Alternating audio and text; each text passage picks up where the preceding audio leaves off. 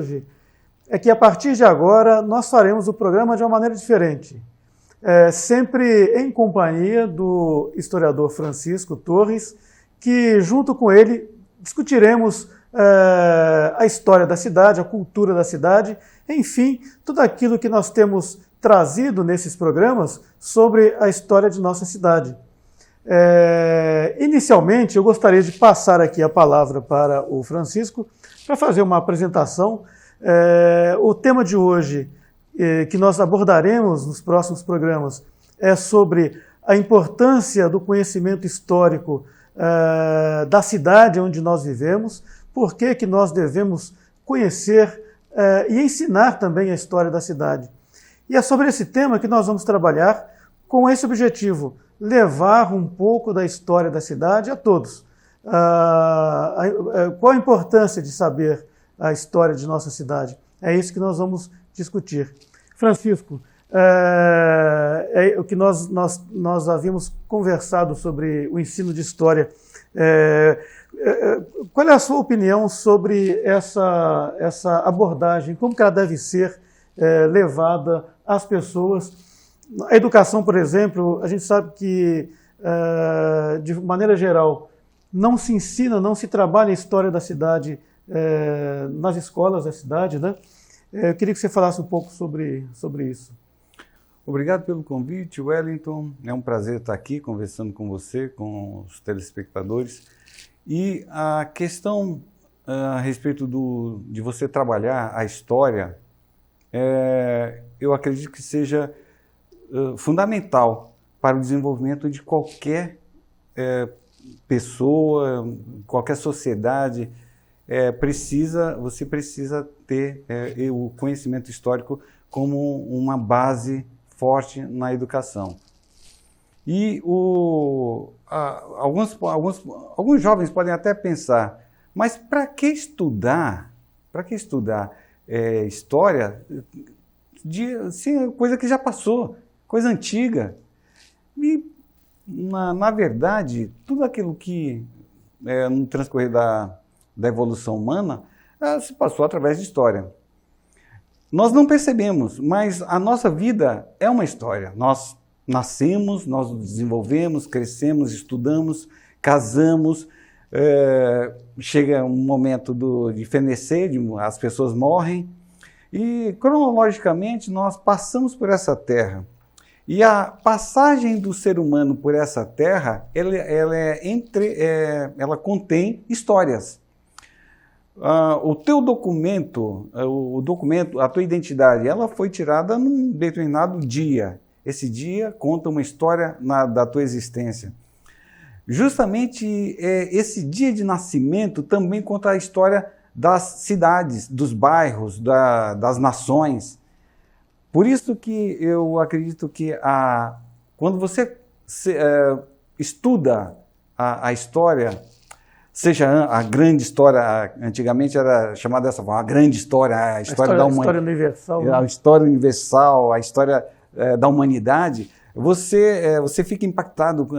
Nós aprendemos isso, né, na escola, o que era importante era você estudar os grandes fatos, o surgimento do Brasil, quando o Brasil se tornou independente.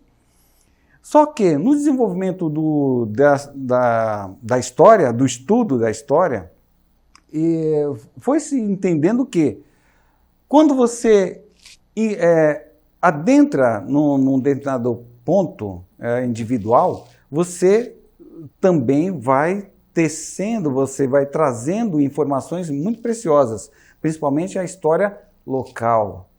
Esse aspecto que o Wellington trouxe para nós debatermos hoje, para nós conversarmos hoje, a respeito da história do nosso território, a história que nos pertence, a história que faz parte do nosso cotidiano, que nos atravessa diariamente, constantemente. Essa história que antigamente era considerada uma história menor, uma história sem tanta importância, hoje percebe-se que essa história é fundamental também para o desenvolvimento do ser humano. E é justamente por conta disso que a história, de fato, se desenvolve, ocorre, né? Uma coisa é nós estudarmos, quem faz o ensino fundamental ou médio, tem lá a disciplina de história, e no ensino tradicional da história, se vai muito nessa linha de estudar as grandes civilizações, os grandes nomes, os grandes heróis, né? E paralelo a isso está a história do desenvolvimento da própria humanidade, né? Que a gente usa muito o termo como história auxiliar, né? Como ciência auxiliar da história, a história oral, a história dos costumes, né? Agora, como transpõe isso para a história da cidade? Só para as pessoas saberem, né, quem é que está aqui falando de história, né? Eu queria só falar um pouco do Francisco enquanto a formação, né? Francisco, você vai falar, né, com mais propriedade. Francisco tem mestrado e doutorado em História sobre a história de Cubatão. E são trabalhos importantes, assim como ele, diversas outras pessoas escreveram sobre a cidade, por exemplo, né, vamos citar alguns exemplos, o Joaquim Miguel Couto, a Selma do Carmo, Inês Garbuy Peralta. A Inês Garbuy Peralta, né, trabalhos mais antigos, né? Sim. Foram pessoas que se dedicaram a escrever, a pesquisar antes de escrever, né? A se debruçar em cima de documentos antigos, de fazer pesquisas em outros locais, outros arquivos, conversar com pessoas, para conseguir depois interpretar essas informações e escrever, né? Transformar isso numa dissertação de mestrado, numa tese de doutorado. E é isso que eu queria que você comentasse, né, um pouco sobre esses seus trabalhos e qual a importância deles, né, como que eles impactam de fato, né, na sociedade, né, como é que as pessoas têm acesso a esses trabalhos e a importância mesmo de como ter conhecimento histórico e transformar isso em alguma coisa de bom para a própria sociedade, né? E a gente sabe que, infelizmente, muitos erros do passado acabam sendo repetidos por falta do conhecimento histórico, não é isso? É verdade. Wellington, quando eu falo a respeito da minha trajetória acadêmica, eu tenho que lembrar de uma pessoa, do Joaquim Miguel Couto. Você explica que o Joaquim Miguel Couto não é o que dá nome à rua. Joaquim Miguel Couto é bisneto, né, bisneto, que dá nome à rua, né, à avenida aqui. E o Joaquim Miguel Couto, ele é um estudioso, professor acadêmico da Universidade Estadual de Maringá, e ele foi uma pessoa que no início dos anos 2000, ele foi no Arquivo Histórico, o local onde eu trabalhei por 30 anos, e ele estava pesquisando a respeito das indústrias, do polo industrial de Cubatão. Quando o Joaquim pediu a nossa ajuda, nós fizemos de tudo para disponibilizar o maior número possível de informações, seja catálogos de empresas, anuários, jornais da cidade mais antigos. Olha só a importância, né, do arquivo histórico, já fundamentando uma dissertação, uma tese de doutorado. E o Joaquim, ele ficou muito grato pela nossa ajuda, né? Nós estivemos todo o tempo em contato com ele no desenvolvimento da tese, e eu fui privilegiado. Foi uma honra para mim, que ele me pediu para fazer a revisão final da tese dele. Foi uma honra. Você diz Entre Nacionais qual o título mesmo do trabalho dele? Entre Nacionais e Transnacionais, o Polo Industrial de Cubatão. Esse foi o primeiro trabalho dele. Exatamente. Esse trabalho eu considero um dos melhores que foram escritos a respeito de Cubatão. Uma das melhores teses que eu já li a respeito de Cubatão. Ele faz um apanhado dos trabalhos que já tinham sido feitos, como o da própria Inês Garbuy, né? E avança, né? Exato. E avança porque da Inês é da década de 60, 70. 70. E o trabalho dele já é bem mais atualizado. E esse ponto que você chamou a atenção é muito importante. O pesquisador, ele sempre tem essa visão. Ele avança um pouco mais na pesquisa. Inês Garbuio Peralta foi até determinado ponto. Chega Joaquim, faz uma revisão do trabalho dela, coleta mais informações, agrega documentos, né, importantes e faz a síntese disso. Consequentemente, ele tem um trabalho que ele defendeu a tese em 2003 e entre estatais e transnacionais, esse trabalho ele é referencial para qualquer estudioso sobre Cubatão. E para nós, para mim, no final do trabalho, o Joaquim falou diretamente para mim: Francisco, você escreve bem. Por que você não faz um mestrado? Eu pensei, mas por que não, né? E foi aí que começou a trajetória. Aí, em 2008, eu defendi a dissertação de mestrado, né, na USP. E a abordagem que eu fiz nesse trabalho foi sobre os jesuítas. A atuação dos jesuítas, da Companhia de Jesus, aqui no território, a partir do século XVI. Os jesuítas, eles constituem uma companhia religiosa que veio para cá, veio para o Brasil no século XVI, e a atuação deles aqui, na nossa região, foi de excepcional participação efetiva, né, na configuração territorial. Sim. Agora, antes desse seu trabalho, né, que foi a dissertação de mestrado, nós fizemos juntos um outro trabalho, que aí nós vamos comentar no próximo bloco, que é justamente o livro que dá nome a este programa, né? Cubatão Caminhos da História, que foi um trabalho, nós vamos comentar já, mas que ajudou a popularizar o ensino, o aprendizado da história de Cubatão na cidade. Né? A gente já volta já, continuando a falar sobre a história da cidade e do título do programa, Cubatão Caminhos da História. Até já. Internet fibra ótica de qualidade é aqui. Planos de internet de 100, 200, 300 e 500 megabytes. Planos completos de internet empresariais e industriais. Telefonia fixa nacional ilimitada. Benefícios exclusivos como filmes, séries e cursos a partir de 200 megabytes. Suporte técnico 24 horas. Aplicativo para Android e atendimento especializado. Contrate agora. Manalink, soluções em internet. Aqui é a Floricultura Central. Você encontra plantas, mudas, vasos e arranjos belíssimos para todos os gostos. A organização é tão perfeita que se transformou em um cenário fotográfico para as noivas. Mas não é só isso. Aqui você encontra muito mais. Estamos falando do Espaço Café com Flores, um cantinho agradável para um café com as amigas, coffee break e pequenas reuniões.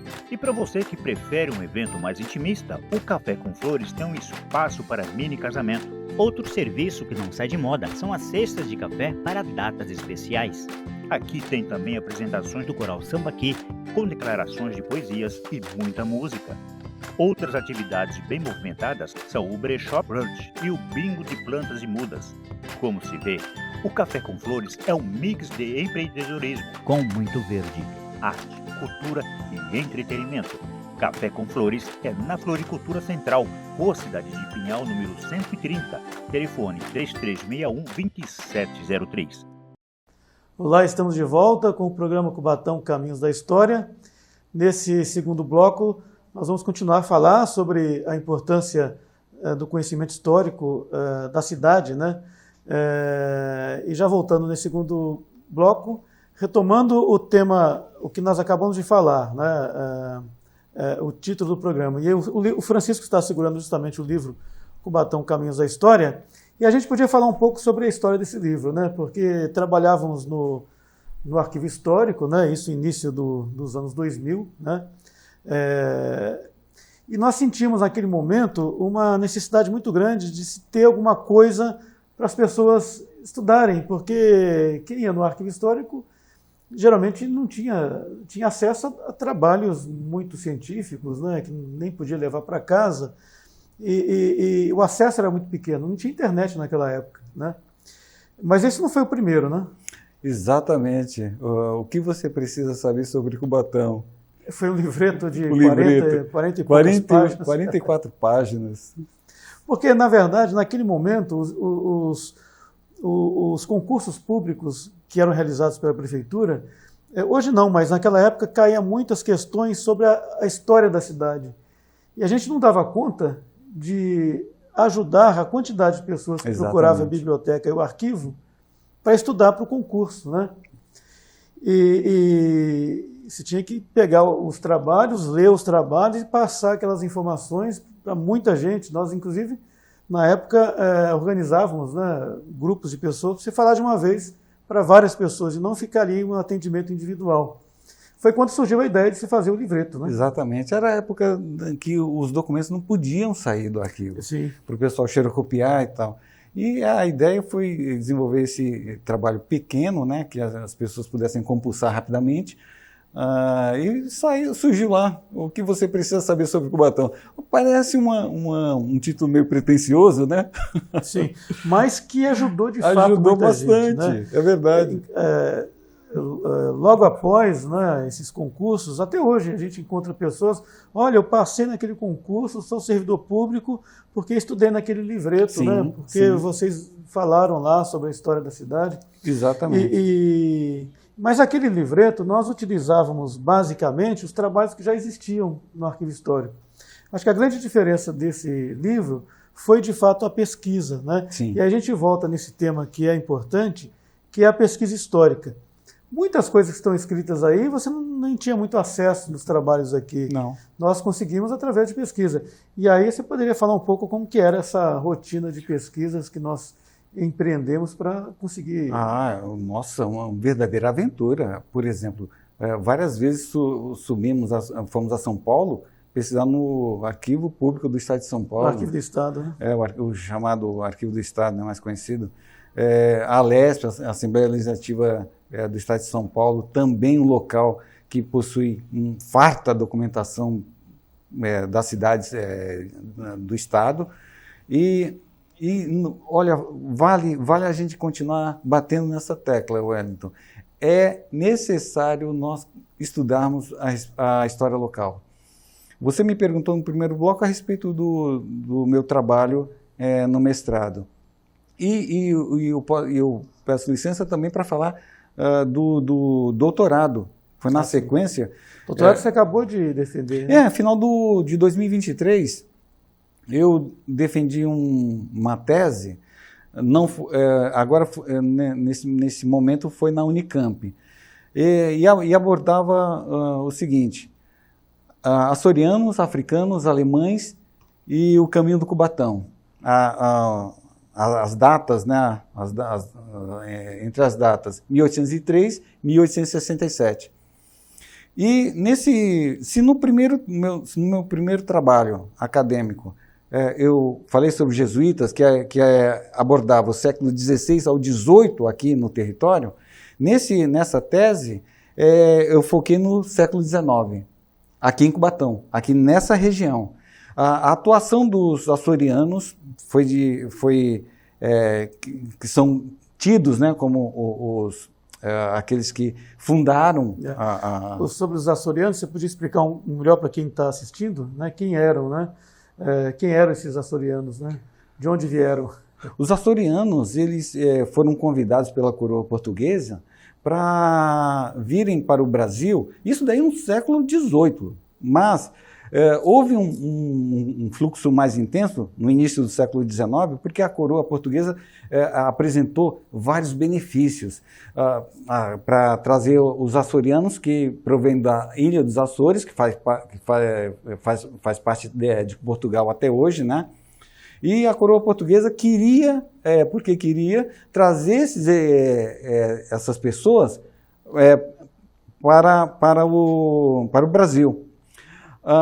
Houve várias famílias que vieram para o interior paulista, mais precisamente em Casa Branca, e algumas famílias, as chamadas 5 famílias açorianas, os chamados 5 Manuéis, né? Eles vieram para Cubatão. Mas só que essa vinda, ela teve toda uma questão. Por isso que os detalhes da questão da história. Tivemos acesso a documentação muito interessante no Arquivo do Estado, que falava a respeito as dificuldades que eles enfrentaram para escolherem esse local. Sim. Os processos que eles tiveram que vencer para sair do interior. Casa Branca é longe pra caramba, é quase divisa, né, aqui do estado de São Paulo, e eles vieram para cá. E eu, na tese, eu bato no seguinte ponto, que eles tinham noção da importância do caminho do Cubatão nesse período. E tanto eles tinham noção que eles vão frisar na petição que eles vão fazer a coroa, né, a coroa portuguesa, que no caminho eles viram terrenos, se agradar de terrenos que ficavam à beira do caminho. Muito interessante. Casa Branca é a terra natal de um amigo meu, deputado Luiz Fernando. E quando eu disse a ele que a história de Cubatão tem muito a ver com Casa Branca, ele ficou admirado em me pedir um livro. Eu consegui, dos poucos livros que restavam, mandar um livro para ele. Ele ficou muito feliz. Aproveito para mandar um abraço para o deputado Luiz Fernando, nascido em Casa Branca. E na época, inclusive, ele falou, essa cidade nós poderíamos pensar aí numa cidade irmã, porque, né, tem a participação de Casa Branca na história de Cubatão, ela é fundamental por conta da vinda dos 5 Manuéis, que na verdade não eram 5 Manuéis, né? Não, tinha um Antônio, mas aí por conta de uma transcrição errônea, aí ficou os 5 Manuéis de Cubatão. E são esses 5 Manuéis que dá a Cubatão essa característica portuguesa, né? Porque descendentes dele, há pouco tempo eu ouvi falar que até hoje tem descendentes do Manuel Bittencourt, que ainda moram na região. Mas eu acredito que a vinda dos 5 Manuéis é que iniciou na cidade essa tradição portuguesa. Não é isso? Não sei se a interpretação é justamente essa ou se teve depois alguma outra vinda de portugueses. O mais fortemente foi nesse período, início do século XIX. Só que na tese eu vou abordar também outros elementos. Essa questão dos açorianos, que eles foram muito ajudados aqui com respeito a terras que foram distribuídas, né, pela província de São Paulo. O José da Franquiota, que era o capitão-geral dessa época, ele vai começar a distribuir terrenos no Porto Geral. E pouco depois, mais ou menos, né, uma década e pouca depois, os açorianos chegaram aqui em 1816 e conseguiram a documentação em 1819. Eles permaneceram aqui, foi o grupo étnico que mais tempo permaneceu aqui. Porque na tese eu vou abordar também sobre os africanos. Só que os africanos eles não vieram de forma espontânea, foi compulsório mesmo, eram escravizados. Exato. Só que, como é necessário a gente volta, a gente fala, o Wellington fala, e a gente volta ao tema, como é necessário nós estudarmos a nossa história local. Porque quando eu tive... na dissertação, eu estava compulsando os documentos no Arquivo do Estado. E quando eu estava pesquisando, eu encontrei documentação que falava sobre os alemães, certo? Aí foi um entreveiro que aconteceu lá nos alemães. Mas como assim entreveiro? Alemães que trabalhavam no caminho do Cubatão? Mas eu não sabia dessa história. Aí, em determinado ponto de alguns documentos, a Companhia Alemã do Cubatão. Eu falei, opa, calma lá. Se havia alemães e até o ponto de serem denominados como Companhia Alemã, de forma documental, falei, a gente precisa se aprofundar nisso. Quando eu tive acesso, Wellington, rapaz, você tem essa questão do universo que o pessoal fala, né? Mas também que as coisas convergem. Então, eu sabia que eu precisava pesquisar mais, que aquele material seria a minha tese. Eu estava no mestrado, não tinha nem defendido nada, mas eu sabia que aquilo ali era material para eu defender. Quando eu comecei a estudar a respeito dos alemães, veio a questão dos africanos. E no estudo a respeito do elemento africano, eu tive algumas informações através de documentos de um massacre que aconteceu na região dos Pilões. Aquela região é marcada, tem sangue nesse território, e sangue num aspecto que ocorreu de forma brutal, que é algo que a gente pode mais para frente... É uma informação que não está disseminada, as pessoas não conhecem, né? E a gente percebe, então, a importância de se pesquisar, né? E, com certeza, existem muito mais informações sobre a história local, sobre a história da cidade, da região, né, nos arquivos, que não são conhecidas, que é o papel do pesquisador, do historiador, ir atrás dessas informações, conseguir traduzir essa informação de uma maneira palatável, né, para que as pessoas entendam, e passar isso adiante, né? Nós, por exemplo, nós vamos comentar no próximo programa algumas informações históricas que não eram conhecidas até o momento em que nós pesquisamos e transformamos essas informações nesse livro, né? Como, por exemplo, o início da produção da banana em Cubatão, que se acreditava que era algumas décadas posteriores, e nós conseguimos comprovar, através dessas pesquisas, que ela era anterior, né? Se não me engano, nas primeiras décadas do século XIX, né? Com um parente também do Joaquim Miguel Couto. A família Couto, ela está presente aqui no território desde as primeiras décadas do XIX. Então, essas e outras informações nós teremos nos próximos programas. Então, acho que o programa de hoje fica por aqui. Agradecer a audiência de todos. E eu acho que essa parceria deve continuar por um bom tempo, né? A ideia é estudar todo o livro. Mas... Boa noite, obrigado.